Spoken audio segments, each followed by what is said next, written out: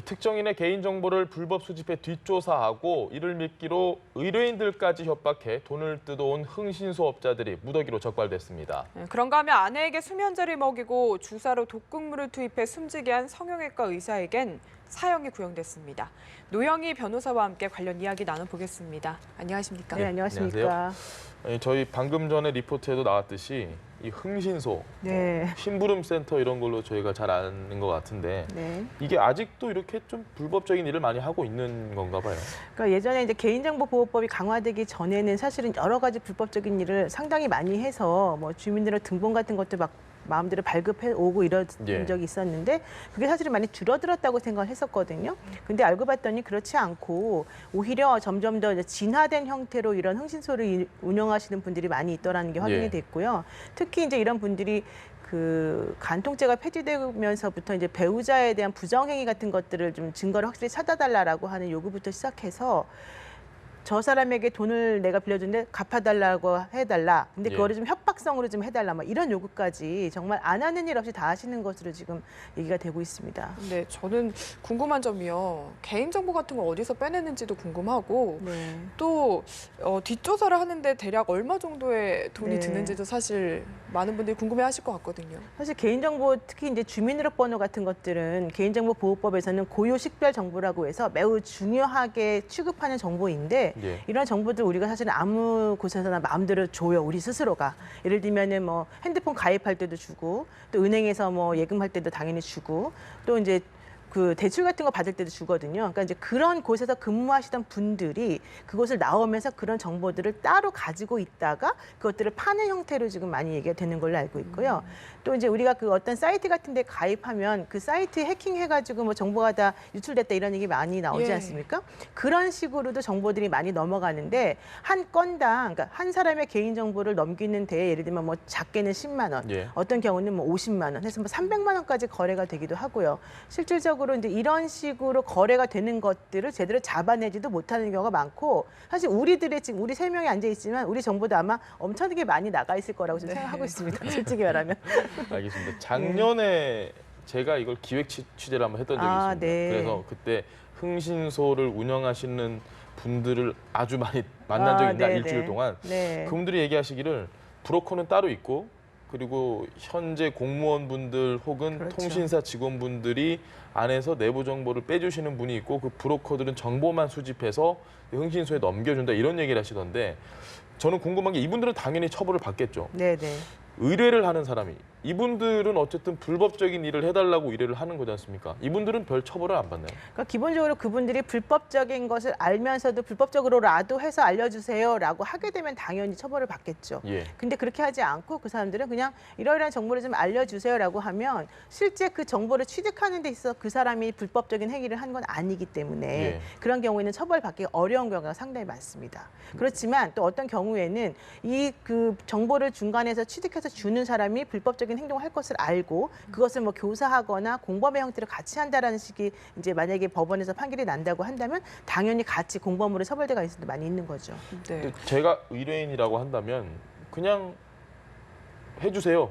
네. 뻔히 나는 이게 불법인지 알지만 뭐 어차피 알지만 굳이 내가 얘기를 하진 않겠다. 그럼 이건 고의가 있다고 볼 수 있지 않나요? 근데 이제 그런 식으로 하게 되면은 우리가 그 사람이 고의가 있다는 거를 추정을 하거나 예. 고의가 있다는 걸 입증을 해줘야 되는 것인데 사실 마음속에는 내심의 의사이기 때문에 그런 것들은 잘 모르는 경우가 많고요. 이제 검찰이나 경찰에 가서 조사를 받을 때도 저는 몰랐어요. 이 사람들이 그냥 어떤 식으로든지 알아낸다고 해서 나는 그냥 그렇게만 알았던 것뿐이에요. 이렇게 예. 말을 해버리게 되면 사실은 경찰이나 검찰 입장에서는 이 사람들한테 어떤 그 처벌을 하기가 좀 곤란해지는 면이 있습니다. 알겠습니다. 사실 흥신소가 과거부터 있었고 네. 오히려 음지화돼서 좀 성행하는 것 같거든요. 그런 이야기 때문에 공인탐정 합법화를 하자 이런 이야기 나오는데 어떻게 생각하시나요? 네, 사실 저는 그 합법화하자는 게 매우 위험한 생각이다라고 생각을 해요. 네. 왜냐하면 지금 이게 불법이라고 하는 게 알려져 있기 때문에 오히려 브로커들이든지 혹은 누구든지 간에 정보를 주는 데 있어서 매우 조심을 하거든요. 근데 만약에 이게 뭐 탐정이라고 소위 말하는 민간 조사업자들 그 사람들이 어떤 그 자격증을 가지고서 내가 조사할 권한이 있다라고 얘기를 하게 되면요. 그 사람들이 조사를 해서 가지게 되는 정보들에 대해서 어떤 식으로 처리할 것인가에 대해서 통제가 잘 안 될 가능성이 매우 많아요. 예. 그러니까 지금 아까 말씀하신 게 경찰이라던가 아니면 은행에 근무했던 분이라던가 통신회사 근무했던 분들 같은 경우에 합법적으로 사실은 일할 동안에는 정보를 취득하는 거잖아요. 예.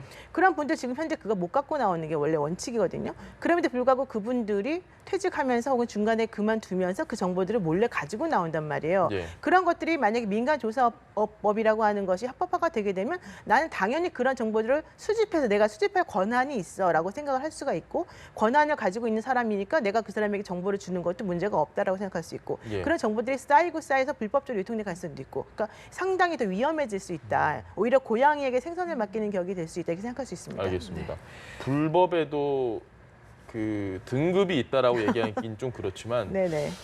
그 개인 정보를 빼내서 의뢰인에게 자 여기 그렇죠. 있습니다라고 하는 것도 문제지만 지금 보니까 이게 양쪽으로 가서 돈을 다 뺏었다라고 보면 될 것 같은데 그렇죠. 상당히 죄질이 안 좋은 것 같아요. 설명 좀 해주십시오. 그런 사람들이 많아요. 그러니까 예를 들면 제가 이제 어떤 사람에게 이러이러한 사람의 정보를 좀 알아주세요라고 의뢰를 하게 예. 되면 기본적인 정보를 그 사람에게 줘요. 예를 들면 어느 회사에 다니는 누구누구 과장이다. 예. 그럼 그걸 가지고 토대로 해서 그 사람에 대한 정보를 그 사람이 이제 수집을 할 거 아니겠습니까? 예. 근데 알고 봤더니 불법적인 거 뭔가를 해가지고 나온 게 딱 밝혀졌어요. 그럼 이 사람이 나쁜 마음을 먹고 의뢰한 사람에게도 너 나한테 불법적으로 정보 캐내라고 시키지 않았니? 라면서 협박을 하고 또 그 이제 우리가 그 실질적으로 그 조사를 당한 그 사람, 그 과장에게 당신 이러이러한 식으로 조사해봤더니 이런 식의 문제가 있더라. 나 이거 경찰에 알릴 건데 어떻게 할래? 이래서 또 협박을 하는 거예요. 예. 그러니까 양쪽에 전부 다 협박을 해서 돈을 뜯어내는 그런 형식으로 일이 많이 이루어지더라. 그러니까 이 사람들이 사실 아주 나쁜 사람이죠. 질이 나쁜 사람들인데 이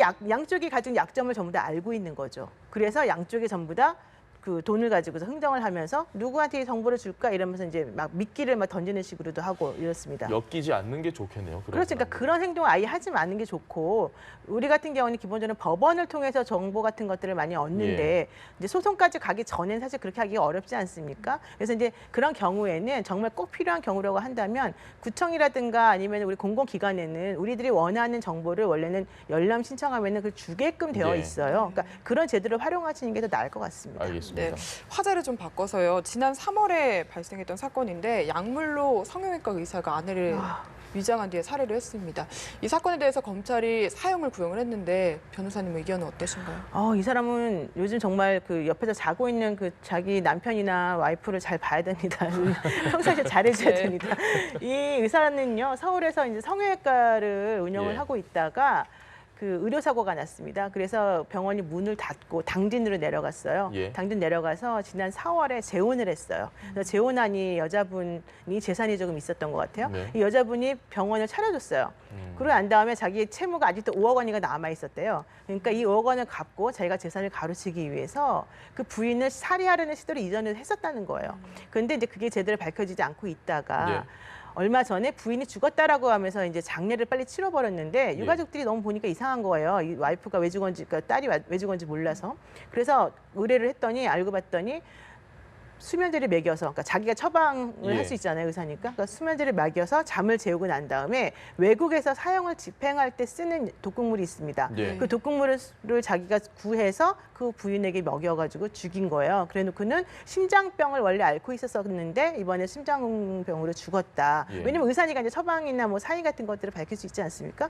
그렇게 해놓고는 장례를 빨리 치러버린 거죠. 근데 이제 그게 유가족들이 신고해서 이제 밝혀지게 된 겁니다. 궁금한 게 두 가지가 있습니다. 그 5억 원의 채무가 있었고 뭐 네. 재결합을 했고 그런데 굳이 부인을 죽였어야만 했던 이유가 하나 궁금하고 두 번째는 그냥 단순히 의심스러워서 이게 세상에 알려졌다라는 것 외에 어떤 알려질 수밖에 없었던 다른 배경이 있었는지요? 그러니까 이제 기본적으로 지금 이 검찰에서는 아내가 가지고 있는 재산을 가로채려고 의사인 남편이 그렇게 네. 한 거다라고 이제 주장을 했고 그 남편 쪽에서는 아니다. 빚이 5억 원밖에 없었는데 내가 의사인데 뭐 그러게요. 그걸 때문에 내가 죽이려고 했겠느냐 예. 이렇게 처음에 얘기를 했어요. 그러다가 본인이 이제 약을 먹여서 죽인 거 자체는 인정을 했고요. 이제 그렇지만 내가 죄책감에 시달려서 자살 기도를 했었다 이런 식으로 선처를 지금 구하고 본인은 정말 죽을 죄를 지었다라고 지금 그 읍소를 하고 있는 상황입니다. 근데 이제 그 병원 관련해서 아까 사망과 관련해서 유가족들은 멀쩡하던 우리 애가 딸이 왜 갑자기 죽었는지 이해가 안 가고 그 전부터도 이제 남편하고 사이가 좀 좋지 않다라고 하는 얘기가 들려왔었기 때문에 사실은 조금 상당히 이제 이상하다라고 좀 부검을 보았던 것 의뢰를 같습니다. 한 건가요? 그럼 그렇습니다. 유가족이? 예, 유가족들이 이제 수상하게 여겨가지고 이제 해달라고 하는 거죠. 예. 네, 재판 알겠습니다. 결과가 나와봐야 알겠지만 네, 그렇습니다. 좀 어느 쪽 의견이 타당하다고 보시나요? 그런데 이제 본인이 자백을 했습니다. 의사 자체가 내가 우리 부인을 이런 식으로 죽였다라고 얘기를 했기 때문에 일단 그러니까 살인을 한 것 자체는 인정을 했기 때문에 양형이 어느 정도 될 것인가 이제 문제인 거죠. 예. 사실관계를 따져봐야 되겠지만 아까 방금 전에 얘기해 주셨던 거 보면 재혼을 한 다시 만난 새로운 부인이죠. 그분이 그렇죠. 재산이 많다라고 했는데 네. 근데 굳이 저도 좀 의아하긴 합니다. 이게 5억 원의 빚 때문에 그러니까 아내를 이제 죽이는가. 왜 우리가 보기에는 그럴 수도 있는데요. 부부라고 하는 것은 요즘엔 부부 재산이 다 별산이에요. 예. 그러니까 둘이 같이 결혼해가지고 같이 일군 재산이라고 하면 공동 재산이 되겠지만은 그렇지 않고 이들은 재혼한 부부 아니겠습니까? 예. 그러니까 부인이 가지고 있는 재산은 부인의 재산인 내게 것이고, 아니고. 예, 내가 가지고 있는 재산은 내가 가진 재산이 될 수밖에 없는 건데 이제 이 남편 입장에서 보자면. 사실은 그 재산이 없으면 좀 힘든 상황이었다라는 게 이제 검찰의 주장이었던 것이죠. 팍팍한 사건. 정말 힘듭니다. 예, 사실은. 예. 알겠습니다. 그리고 또 최근 이야기를 해보겠습니다. 고 김광석 씨 외동딸이 있는데요. 이미 10년 전에 숨졌다는 소식이 최근에 알려졌더라고요. 네, 사실 이제 김광석 씨가 96년도에 이제 돌아가셨는데 예. 돌아가시기 전부터 원래 그 부인하고 사이가 조금 안 좋아서 이혼을 하려고 원래는 마음 먹었다는 얘기가 나오고 있지 않습니까? 근데 이제 그 당시에는 자살로 알려졌었는데 이 김광석 씨가 96년에 사망하기 바로 전에 자신의 모든 재산, 그러니까 저작권 관련된 재산 같은 것들이 있는데 그것을 자기 부인이 아닌 아버지에게 남긴다라고 하는 유언을 남기고 이제 죽은 거예요. 예. 근데 이제 그걸 몰랐던 것 같아요. 그 부인 입장에서는. 근데 이제 김광석 씨가 사망하고 나니까 그게 밝혀져서 당연히 이제 부친에게 넘어갔는데 예. 이제 이 부인 입장에서는 내가 상속권자니까 내한테도 권리가 있다라고 해서 아버지를 상대로, 그러니까 시아버지를 상대로 소송을 걸었습니다. 근데 이제 그 당시에는 이 소송이 이제 합의로 끝났습니다. 그래서 아버지가 평상시에 가지고 있다가 아버지 사망한 다음에는 이제 딸에게 넘겨주겠다라는 식으로 했는데 이 부인이 중간에 본인이 운영하고 있던 음반 회사에서 이 김광석 씨의 그런 저작권 관련된 음반을 낸 거예요. 근데 원래 그 권리는 전부 다 시아버지에게 있기 때문에 하면 안 되는 건데 그래서 그것 때문에 다시 시아버지가 다시 이 부인을 상대로, 그러니까 며느리를 상대로 소송을 제기를 했는데 그러다가 2005년에 사망을 했어요. 그 아버지가. 이제 그런 과정 중에서 2008년도에 대법원에서는 이제 모든 권리는 그 처음에 합의한 바대로 그 손녀딸에게 주어야 된다라는 식으로 결론이 났거든요. 그랬더니 이 부인이 그 다음에 딸이 금치산자라는 이유로 딸에 대한 모든 재산 관리는 내가 해야 된다라는 신청을 법원에 했고 그래서 본인이 모든 법원에서 그 재산 관련된 권리를 모두 혼자 이제 행사를 했던 거죠. 그런데 알고 봤더니 딸이 아무래도 그 딸이 원래 발달장애를 겪고 있었었는데 딸이 10년 전부터 계속 행방이 묘연해서 이상하다라고 여기게 된 이제 큰아버지가 딸이 어딨냐라고 찾다가 확인해 보니까 이미 2007년도 12월에 폐렴으로 사망했다라고 하는 사실이 이제 이번에 밝혀지게 된 거죠. 그러니까 이제 쟁점은 아니 그렇다면 2008년도에 대법원에서 딸에게 이 권리가 있다라고 소송이 판결했을 때 사망 사실을 알렸어야 되는데 왜 알리지 않았느냐. 이게 하나가 좀 의심스러운 상황인 것이고 또 그 다음에 딸이 이미 죽은 것을 그 엄마인 부인은 알고 있을 텐데 왜 어떻게 해서 이 그 금치산 신고를 하면서 본인이 모든 권리를 대신해서 행사하는 것처럼 했을 것인가. 그리고 왜 이 여자분 주변에 있는 사람들은 모두 다 죽는 것인가. 이 부분이 사실은 되게 이상하게 지금 여기고 있는 부분 중에 하나입니다. 제가 오늘 본 사진이 고 김광석 씨가 딸이 유모차에 있고 너무 해맑게 웃고 있는 모습을 봤는데 그 발달장애가 있는 건지 알고는 있었지만 사실 상당히 마음이 아프더라고요. 이 사건이 알려지고 나서 만약에 알고 계신다면 어떨까 마음이 지금 어쨌든 많은 의혹들 중에 하나는 이 부인 서모 씨가 이 어떤 식으로든 개입을 했을 것이다 이런 얘기가 좀 많습니다. 어떻게 보십니까? 그렇죠. 왜냐하면 김광석의 사망과 관련해서도 사실은 의문점이 좀 여러 가지가 있지 않습니까? 부검을 하려고 그랬는데 부검을 못하게 했고 그다음에 그 관련된 자료를 다른 사람이 열람하지 못하게 검찰에 신청을 먼저 해놓았고 그리고 또 당시에 뭐 전과 10범이 넘는 자기 오빠가 그 집에 와 있었는데 그것도 알리지 않았었고 김광석 씨는 며칠 있다가 콘서트를 할 예정이었기 때문에 자살할 이유가 전혀 없었는데 자살을 했다고 주장을 하고 있고 목에 줄이 3번 감겨져 있다고 그 여자분은 예. 말했는데 사람들이 보니까 한둘만 있더라, 앞에만 있더라. 그것도 이상해. 또 하나는 여자 관계가 복잡해서 우울증이 시달렸다라고 얘기를 했었었는데 부검하니까는 우울증과 관련된 약은 하나도 나오지 않았었고 예. 여자 관계는 하나도 없었다. 오히려 그 부인에게 남자 관계가 이상한 것으로 좀 나오더라. 이게 바로 이번에 그 김광석 씨와 관련된 영화에서 이제 영화를 찍었던 예. 이상호 기자가 이제 얘기한 내용인데요. 아마 지금까지 말한 것들은 거의 팩트인 것 같고 만약에 그런 팩트가 사실이라고 한다면 예. 그런 사실에 기반해서 생각해 보았을 때 김광석 씨의 죽음은 그렇다면 자살보다는 타살일 가능성이 많은데 예. 왜 타살일까? 그건 아마도 그분이 돌아가시기 바로 전에 부인과 이혼하려고 마음을 먹었었다라고 하는 것 때문에 발단이 된 게 아닌가라고 예. 하는 의심을 지금 하고 있는 거죠. 게다가 이 딸과 관련해서도 딸에게 상속된 모든 재산을 자기가 행사하기 위해서 딸의 죽음을 지금 숨긴 게 아닌가라는 의심이 들고 있기 때문에 사실은 상당히 미스테리한 부분이 많아서 네. 좀 경찰이 좀 수사를 해봐야 되는데 과연 10년이 더 지난 일이라서 예. 과연 수사가 제대로 될지 좀 의문이긴 합니다. 하나만 딱 마지막으로 예, 예. 여쭤보겠습니다. 지금 같은 사건이면 이제 김광석 씨 주변에 실제 이 재산권과 관련된 사람들은 다 사망을 했고 부인 서모 씨가 있고 그렇죠. 이 경우에 누가 뭘 고발을 하든지 고소를 하든지 이러지 않는 이상 경찰이 알아서 수사를 갑자기 이상하다 이래서 할 수가 있나요? 원칙적으로 그 경찰은 인지 수사라고 하는 걸 할 수가 있어요. 그러니까 상황이 이렇게 돌아가고 있기 때문에 예. 원칙적으로 경찰이 내가 보기 이상하다 해서 그냥 먼저 수사를 하면 돼요. 근데 우리나라 지금 경찰력도 되게 힘들고 이러기 예. 때문에 잘 안 하거든요. 근데 그럴 때는 그 형이나 나머지 친척들이 있습니다. 그런 사람들이 고발 같은 거 할 수 있고요. 또 우리 일반인들도 사실은 김광석 씨 죽음 이상합니다라고 해서 고발할 수가 있어요. 예. 제3자도. 그러니까 아마도 제가 알기로는 지금 고발하는 것으로 알고 있어서 수사 자체는 가능할 것 같은데 문제는 증거들이 너무 시간이 입증하는, 오래돼서 예. 사라졌을 가능성이 높고 특히 그 서 씨라고 하는 그 부인이 영화가 개봉된 이후에는 지금 행적이 굉장히, 묘해요. 예. 그러니까 영화 만들었을 때 영화를 개봉하고 나면 이상하기 때문에 분명히 영화 상영 금지 가처분 신청할 것이다라고 한 얘기가 있었었는데 예. 그런 움직임도 하지 않고 지금 외국으로 도피할 생각하고 있는 게 아닌가라고 지금 생각하고 있습니다. 네, 알겠습니다. 지금 상황이 많이 어렵긴 하지만 그렇습니다. 꼭 진실이 밝혀졌으면 좋겠습니다. 네, 네. 지금까지 노영희 변호사와 함께했습니다. 네. 감사합니다. 네, 고맙습니다. 고맙습니다.